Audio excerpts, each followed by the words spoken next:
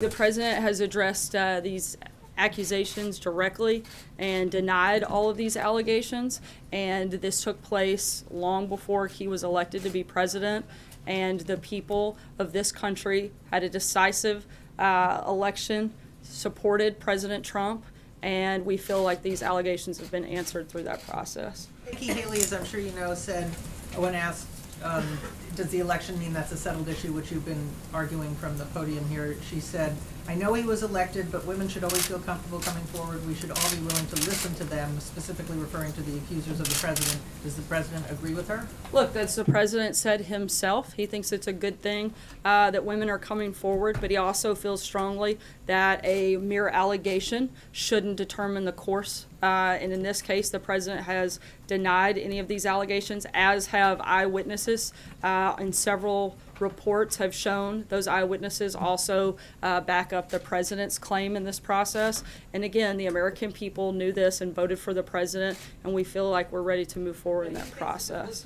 A number of outlets have had to retract and change and rewrite and make editor's notes to a number of different stories, some of them with major impacts, including moving markets. This is a big problem, and we think it's something that should be taken seriously.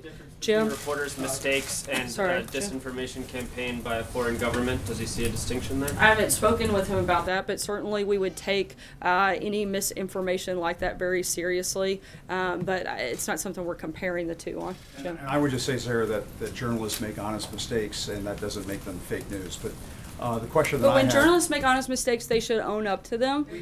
Sometimes, and a lot of times you don't. But there's a difference. There's a very big... I'm sorry, I'm not finished. There's a very big difference between making honest mistakes and purposefully misleading the American people, something that happens regularly. You can't say, I'm not done. You cannot say that it's an honest mistake when you're purposely putting out information that you know to be false, or when you're taking information that hasn't been validated, that hasn't been offered any credibility, and that has been continually denied by a number of people, including people with direct knowledge of an instance. This is something that... I'm speaking about the number of reports that have taken place over the last couple of weeks. I'm simply stating that there should be a certain level of responsibility in that process. This was not, Brian, I called on Jim. This is not the line of questioning that I was going down, but can you cite a specific story that you say is intentionally false, that was intentionally put out there to mislead the American people? Sure. The ABC report by Brian Ross, I think that was pretty misleading to the American people, and I think that it's very telling that that individual had to be suspended because of that reporting. I think that shows that the network took it seriously and recognized that it was a problem. Sarah, Jim? If I may, though, I was going to ask a question about something Well, else. you used it on something else. Sarah, Jim? if I may...